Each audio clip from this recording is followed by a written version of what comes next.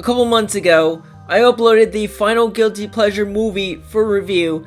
So far, I did 4 of them, but I know there are movies out there that are nowhere near as close to the 4 I picked. Some have come close, and maybe later down the line, ones like the Teenage Mutant Ninja Turtles 90s movies.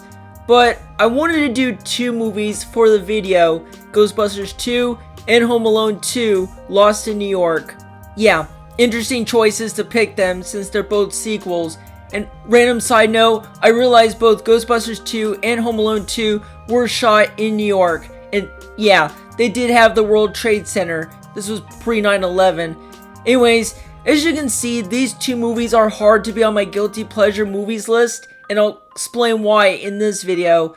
So, let us begin. I'll start with Ghostbusters 2. I already discussed the first Ghostbusters movie during its 40th anniversary this year, and now the sequel I can talk about. The movie takes place 5 years after the first one, where the Ghostbusters were sued and put out of business, but then returned back busting ghosts. So, yeah, my opinions on the sequel has changed drastically watching it. I mentioned before that my brother bought the Ghostbusters 2 movies combo at Walmart 15 years ago, and after finishing up the first movie, I watched the second one, and I remember liking it even more than the first one, but over time, it got a little worse. That's not to say that this movie is bad. There are some good moments, almost great ones. It's good to see the characters we know and love, even though the changes I don't like from some, which I'll get to that later. The comedy is funny for the most part, and the special effects are still good. But my biggest problem with Ghostbusters 2 is that it's doing the same thing over and over again. It's uninspired when you think about it. Plus, the comedy is not great. It can be funny sometimes, especially Egon. Yo! But it's not giving me laughs as I thought. This isn't the worst comedy film, there's far worse. But it didn't give me laughs as much. Where the first one, I can laugh so much I can't stop breathing. It can be awkward at times, like Peter Venkman loving the Oscar baby. Yeah, I hope you guys like those moments. Plus, Peter and Dana relationship was faltered. Like, what happened to the ending where Peter kissed Dana? That was good. But no, Dana left Peter for that colleague guy in the first one, and she had a baby. That's one of the plots I didn't like in the movie. And of course, they get back together at the end. Whoop-de-doo. Another moment that could have worked in the movie is start the courtroom at the beginning. I agree in the Nostalgia Critic review that it could have worked better, but yeah, Ghostbusters 2 is a complete mess. But it's not bad, like I said. The most highlight in the movie is the character named Janosz. He's played by Peter McNichol, and man, his role was great and pretty funny. He stole the entire movie. I would have liked to have more screen appearances, but he's still cool. Speaking of the villain, Vigo is the new addition to the movie. And yeah, he's a cool one. Not quite as scene stealer as Janosz, but I really like it. And while the guy that played Vigo that didn't voice great, that was a different actor, he still was a good villain, but he won't top Gozer. The rest of the characters are fine. I think Egon had more humor than Peter, and I do like the creep value desire that's being more kid-friendly. I do like the effects, like this one, or this bathtub effect, but again, it's not gonna top the original. I even like that the Ghostbusters use the Statue of Liberty to get to the museum. That's a cool scene. Even the song On Our Own by Bobby Brown is catchy. I do listen to it, but nothing holds a candle to the theme song by Ray Parker Jr. But yeah, I know this movie has positives, but it still has negatives. But I can't say if it's in the Guilty Pleasures list. Now, is this movie slightly better than the 2016 reboot or Frozen Empire? Well, not until I watched them, but I say yes. I thought Afterlife was better than 2. Still, not one of my favorite films from this series, but hey, I got a soft spot for it.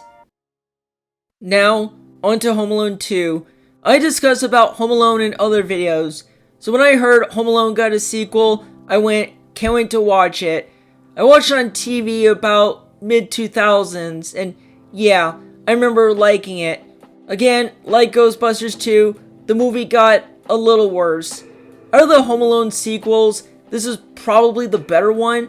I mean, yeah, the plot is basically the same as the first one. The McAllisters go on a vacation, and Kevin gets lost again, and he has to stop the bandits. It's more of the here we go again type of movie, but besides being the same thing, there are positives.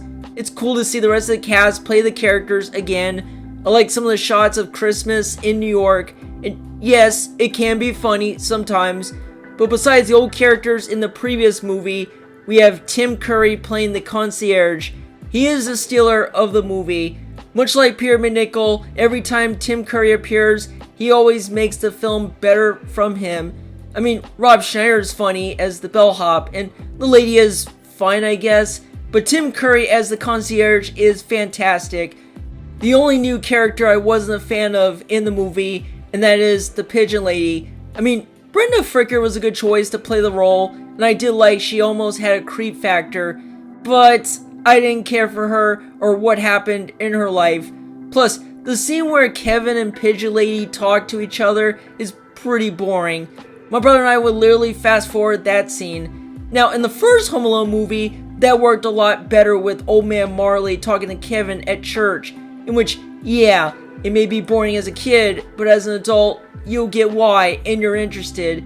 That works better for that. But in the sequel, it's just the same thing and I clearly didn't care. Also, I feel bad for Macaulay Culkin playing Kevin. Now in the first one, he was pitch perfect. In this one, he does the I don't care, I'm cool now performance. And it's not really his fault, but it was the start of the fall for Culkin. The character traits on the McAllisters still hasn't changed much, with the exception of Buzz. He's the only character in the sequel that he evolved. I know that he makes fun of his brother Kevin, but he legitimately grows as a character, like knows how to manipulate his vocabulary words, and he seems wittier and funnier. Besides Tim Curry, Buzz evolving as a character is a good highlight. The slapstick for the burglars are good. There are some funny ones like Marv getting high voltage with a skeleton of himself and Kevin throwing bricks. I know that's a silly thing to say, but it's too funny. But yeah, there's some positives about Home Alone 2, but there are negatives too, especially retreading the first movie, but taking it in New York. I will say Home Alone 2 is probably my Christmas guilty pleasure movie. The closest I say is the live-action Grinch movie. Home Alone 2, despite its faults, is a fine sequel to the first Home Alone movie. I put it on once in a while, but it won't top the first movie. And that's about it for those two movies. Bottom line, these two are sandwiched in between my guilty pleasure movies and movies that I actually like that I find it overlooked.